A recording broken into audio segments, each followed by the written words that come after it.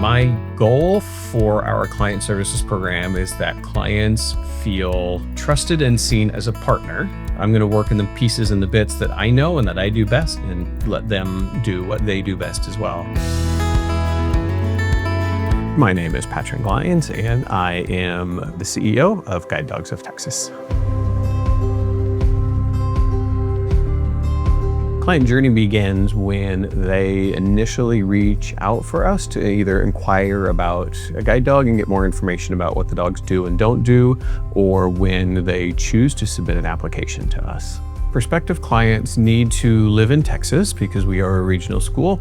They need to be declared legally blind by a medical professional, typically their general practitioner, doctor, or ophthalmologist. And then a few of the other things that we're looking for is making sure that they have received some level of orientation and mobility training so that they know how to navigate the world without vision.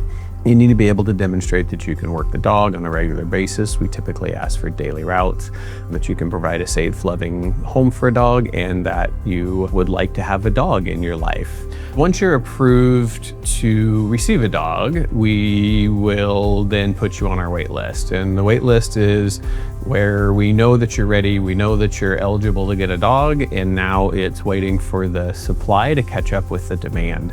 Unfortunately, we have way more demand than we have supply, so people can be waiting on the list for upwards of a couple of years. We're doing literally everything we can to try to get over that, and we're making good progress, but it's going to take time. We're doing everything we can to breed the dogs, raise the dogs, and produce the guide dogs to get your needs met. A lot of the magic in what we do really is in that dog and client match. And I know that I have done it right when I have a group of 3 or 4 people who have all received dogs, and each client comes up to me and says, I know that I have the best dog here. And what that tells me is we made the right matches, right? We put the right dog into the right person's hand. And that's why when you're on the wait list, we can't say, oh, you're 3rd up or you're 4th up, right? We've got to make sure that that match is there as well. It's not just you're the next client, here's the next dog, off you go. It's a little bit of an art and a science. We have the profile of the person and we look at things like what is their walking pace? What is the complexity of their environment, the strengths and weaknesses of the dog and the capacities of the client, and then make the matches based on that. After we have matched a client with their dog, we'll do a trial walk where we bring the dog to the client. They do a test drive, if you will, to see if we got it right. And if the client's behind the match and we still think it's a good match, then we will begin our client class program. Most of them will last somewhere between 2 and 3 weeks, depending on the progress of the team. And we begin with some very basic routes in your home area. We go to where you are and train you in your home.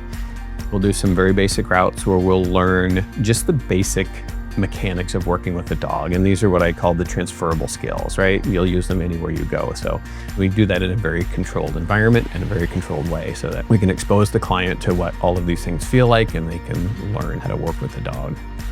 Once that initial kind of first half of the program is over, then we start moving into more complex routes. So we'll often focus on the person's home area and we'll do those specific routes for each individual person. So you're really getting all of the fundamentals and transferable skills. The second half is getting the dog tailored to your specific area. So really an individualized program based on what that client's life looks like. Building that confidence with the team begins even before that dog match happens, right? It's working with the client, it's having an understanding of what their needs are, and then being able to meet those needs. A lot of that is just about open, honest, respectful communication between the client and the instructor during the training process, really helping them understand the dog and read the dog and interpret the dog. If a client's not trusting their dog, the success is not going to be there. Trust is a slow, iterative process that builds every single route. So you see it grow a little bit, you see it grow a little bit. And then sometimes there are moments where you see a leap in that trust. Those will happen when the dog does something a bit unexpected, where there is something blocking the sidewalk that the client is not used to being there, and the client's just trying to walk through it, and the dog's like, hey, no, we've got to set this.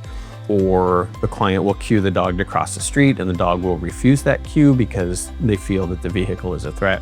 And those moments can be quite aha moments for clients to go, whoa, this is something special.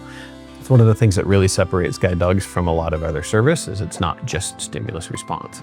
The dog is taking the head and making the decisions and sometimes overriding the handler's emotions or cues to be able to keep the team safe. And so those moments can really help elevate. But honestly, it's like barbecue. If you're gonna do it right, you gotta do it slow.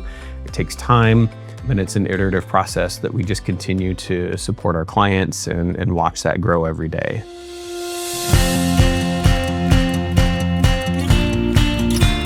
Graduation is the point where we feel that you have met the standard for working with your dog in a variety of environments and your day-to-day training wraps up.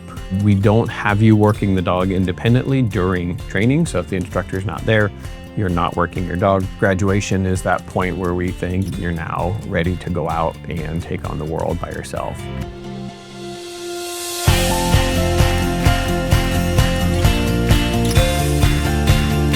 You're not 100% the day you graduate. It's a continued process. It's repetition and practice making perfect. Kind of still ease into this and still build that relationship and that trust with that dog.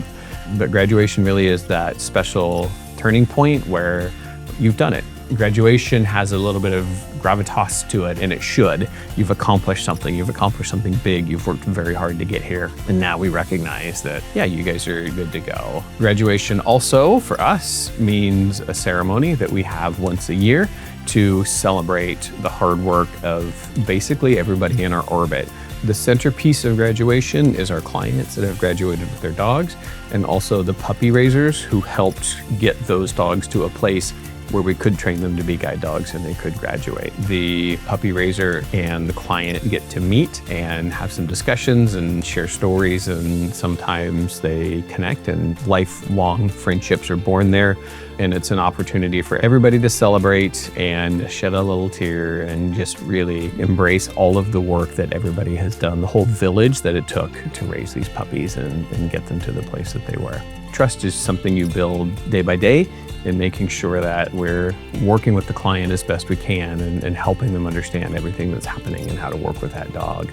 And that's why we do the follow-up that we do. So we come and visit a month after graduation, and 3 months after graduation, and then 6 months, and then 1 year, and then 1 year thereafter, with occasional visits here and there in between as necessary. It's because this is still a learning iterative process, and we want to make sure that the clients have every opportunity to be successful. Even after you graduate, we stay in touch. We provide a regular series of follow-ups. We're pretty easy to get hold of should you need something outside of your normal scheduled follow-up hours. We give a lot of information that the clients can use as resources.